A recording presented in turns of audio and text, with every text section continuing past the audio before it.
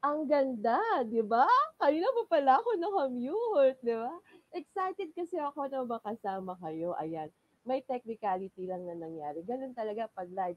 Pero ayun nga po, 'no, maraming maraming salamat po dahil andito kayo, sinamahan niyo po ako sa ating business finance ngayon.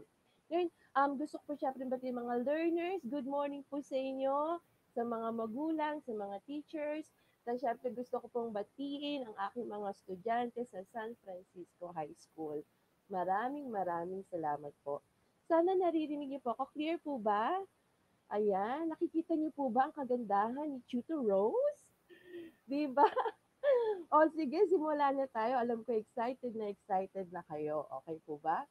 Sige. Ayan, so nagbago po ako ng hawak na, ayan, presentation. Sana nakikita niyo yung presentation ko. Okay, so let's start. So we will discuss now the different types of investment risk and ways to minimize or reduce them. O, di ba? So last week, di ba? Ay, by the way, I'm Tutor Rose from SDO Quezon City. Good morning po. Yan, na-miss ko po kayo. Ayan. So, together, syempre, with Ma'am Mean, Tutor Mean, hinahandog namin ang business finance every Friday at 11 a.m. Okay po ba? Ayan, ano? So, sa iba ako nakatingin, di ba? So, ano ba yung pag-aaralan natin ngayon? Umaga na to sa business finance. So, we will explain the risk inherent in each type of investment and these ways how to minimize and reduce investment risk. Ala, ano yun?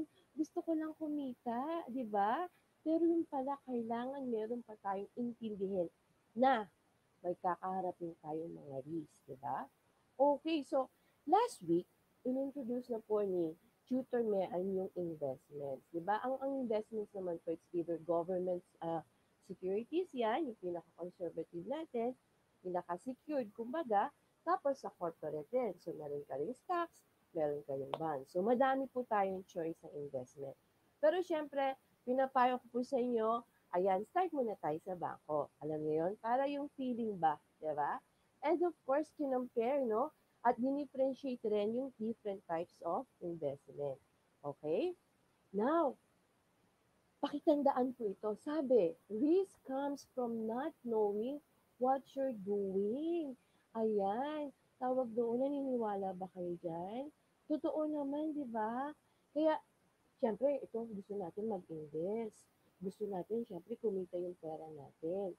No? Pero, dapat, alam din natin kung ano yung mga pwedeng maging, no, consequences yung mga investment natin. Dahil, sa totoong buhay, hindi naman siya laging positive. Okay? So, risk comes from not knowing what you're doing. That's from, wow, ina-idol kong investor yan, Warren Buffett. Okay? So, ayan. So, ano nga ba yung risk? When we talk about risk, it refers to the degree of uncertainty and potential financial loss inherent in an investment. Ha? Mawawala yung investment nyo? Hindi. So, ayun nga po yung risk na pwede nating harapin sa business. Kaya dapat, sa pag invest kaya dapat pamilyar po tayo. Okay. So, unahin na po natin. Ang risk po, may dalawang fundamental types yan. Yung systematic risk, sabi, wider in scope. No? As an investor, wala tayong magagawa sa ganito. Okay? We cannot really avoid this type of risk. Huwag na tayong lumayo. Yung COVID-19. Di ba lahat affected? Yung kasagsagan talaga last year, no? Baksak talaga yung market. Well, wala tayong magagawa doon. Okay?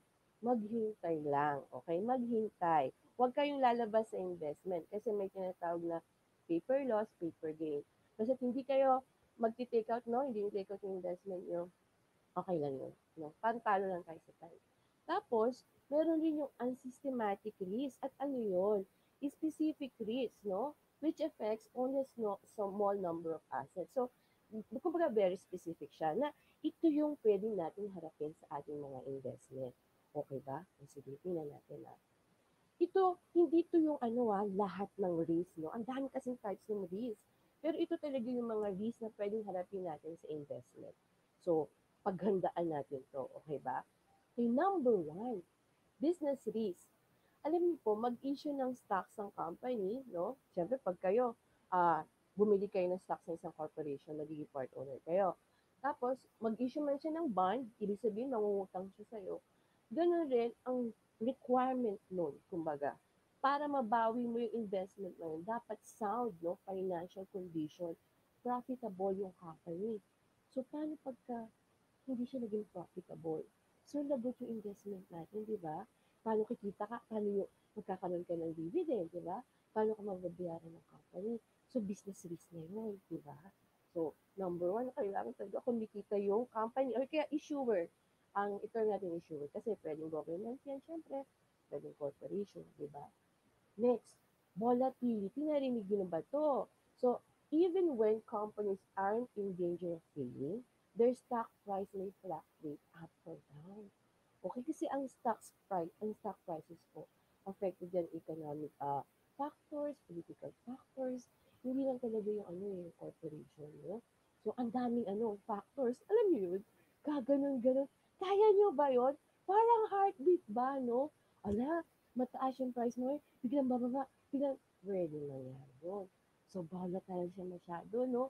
Hindi mo ba siya maasahan? Diba? Next, inflation risk. O ito yung di ba? Siyempre mag-start ka sa bangko, ganyan. So, minsan, yung mga savings kasi natin doon, pwedeng matalo over time, no? Kasi magkano lang naman yung interest natin sa bangko. Kaya yung iba nagtatry ng investment. Di ba, ano nga ba inflation risk? Di ba ito yung movement, no, of prices. So, it reduces the purchasing power. Biro nyo dati, 1,000, ano bang year yun? Nakakadami pa ng grocery bags yan. Eh ngayon, dalawa, tatlo, 1,000 pesos yun So baga nagre-reduce po yung purchasing power ng pera natin. Kahit 1 million yan, no? Over time, ano na lang yung mabibili ng 1 million mo. So the principal concern for individuals investing in cash flow is that inflation will erode returns. Totoo po yan. So, kumbaga, pag nakatago lang talaga yung sa savings, no? Yung hindi nag-appreciate yung value ng principal, pwedeng matalo tayo sa inflation risk. Okay? Tapos, ito, interest rate risk. So, changes can affect investment value. Ito yung sa bond prices, alam niyo po yun, inversely, tawag na inversely related. Pagka mataas ang interest rate, mababa yung price ng bond. So, yung mga bondholders, matatalo sila, di ba? So, yung mga ganyan, pwedeng, o kaya, halimbawa, yung interest rate na to, mababa mo nakuha, tapos ang taas na ng interest rate ngayon, naka ka, di ba, nakastay ka dun sa maliit na interest rate, wala kang magagawa doon. So, yun yung interest rate risk. Okay? So, ito pa, naku, nakakatakot to, liquidity risk. So, risk that investors won't find a market for their securities. No? Bili mo, meron kang instrument, gusto mong ibenta o gusto mong bilhin, no? Siguro ibenta na lang kasi kailangan natin ma-convert sa cash. Eh. Ano pag walang buyer? Walang billing. Di ba? In other words, hindi mo siya ma-convert sa cash. So, di ba, no? Nakakatakot yun. So, isang risk yun, napakalaki risk yun, hindi mo convert sa cash. So, another risk yan. Diba, ang daming risk.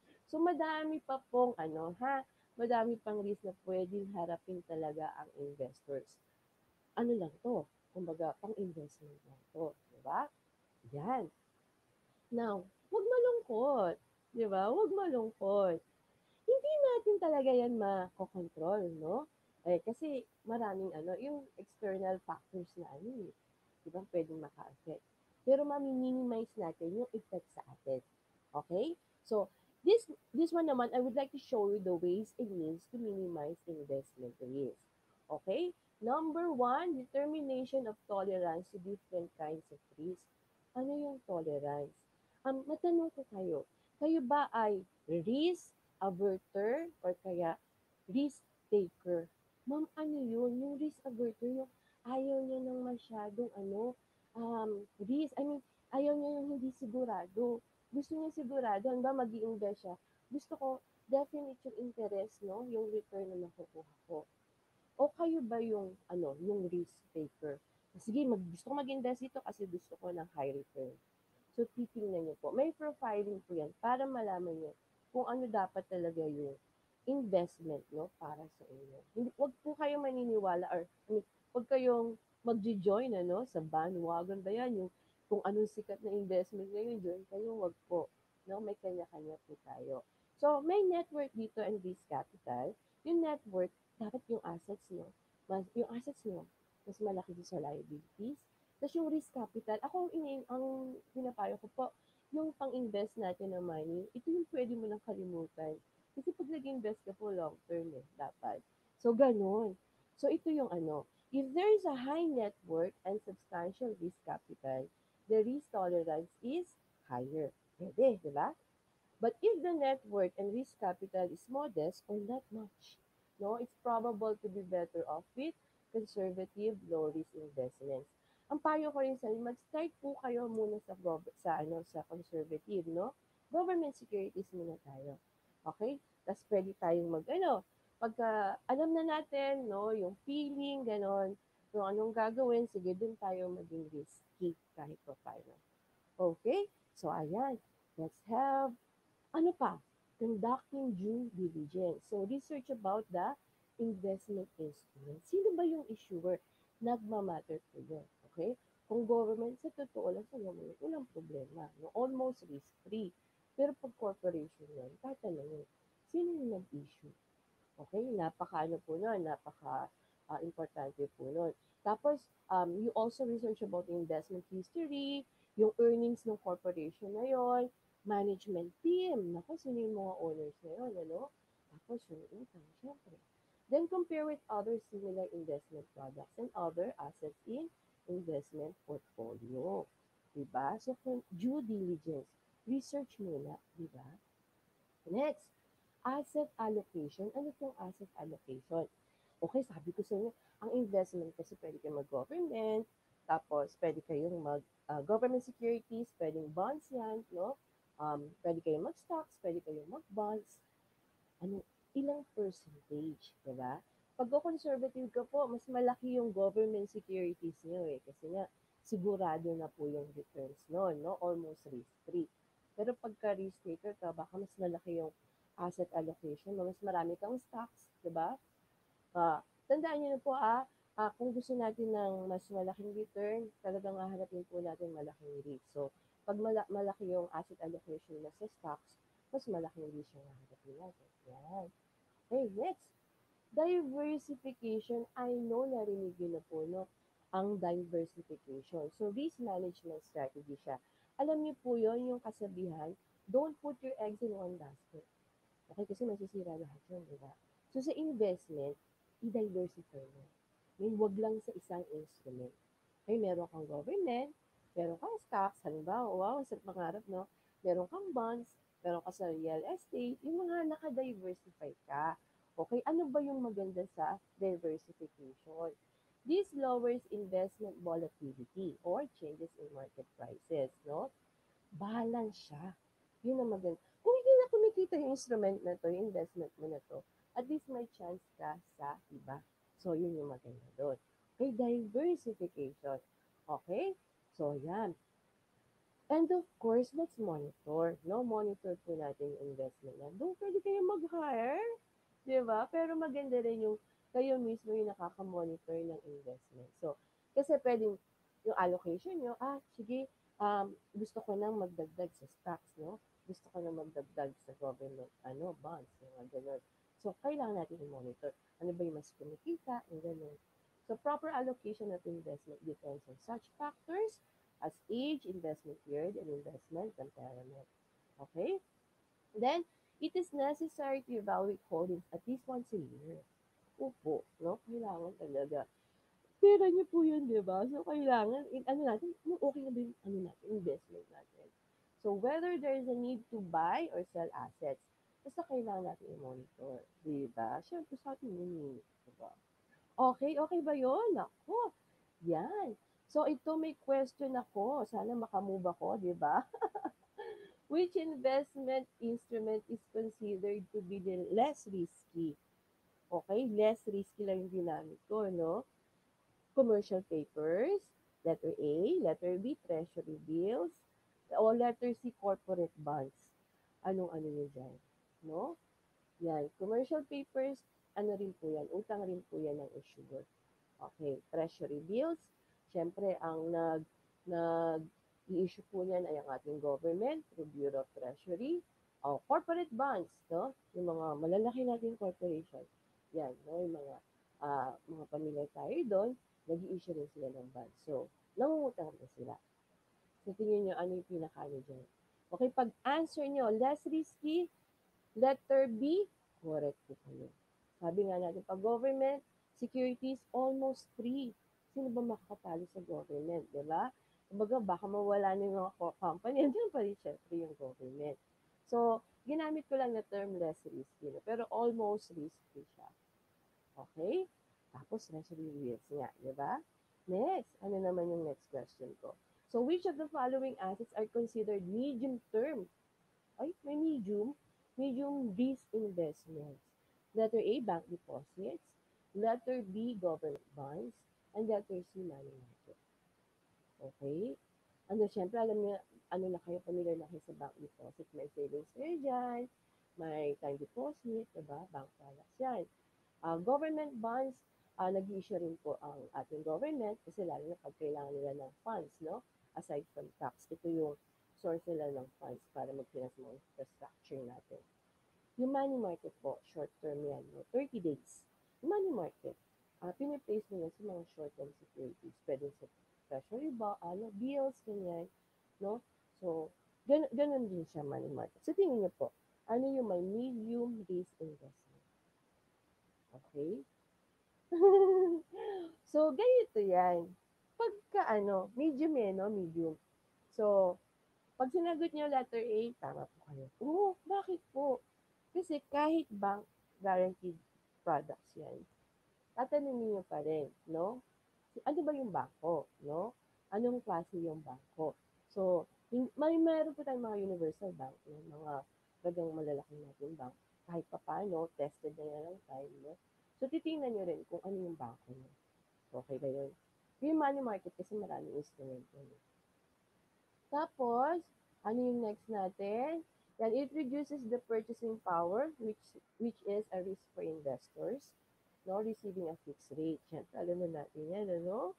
Naku! So, kailangan talaga yung pera natin, no, nag-work for us. Diba? So, this is inflation risk. Okay? So now, yan, medyo na-turn ko agad, ano? So, ito naman from Benjamin Graham, no? Successful investing is about managing risk, not returns. Okay ba? Risk pala, hindi returns. Kasi pag na-manage natin yung risk, the returns will follow. Okay, ang ganda ng quotation mo. Ayan. Okay, ang references po natin, kumuha po tayo sa Module 5 of SBO Pampanga and other internet sources, no? Tsaka books. Okay? And syempre po, every Friday, please join us ni Tutor Mean. Opo, ayan. So, 11 to 11:30, Business Finance. Okay? So, ayan po. Tapos, thank you very much. Pasensya na po nagkaroon ng technical problems, pero thank you very much po sa lahat ng nanood na mag-aaral. Maraming maraming salamat po. Next Friday, maganda yung topic. Okay? Makakakuha kayo maraming tips dito. Money Management Principles. Okay ba? Maraming salamat po. See you ulit. Thank you so much. Kita tayo ulit.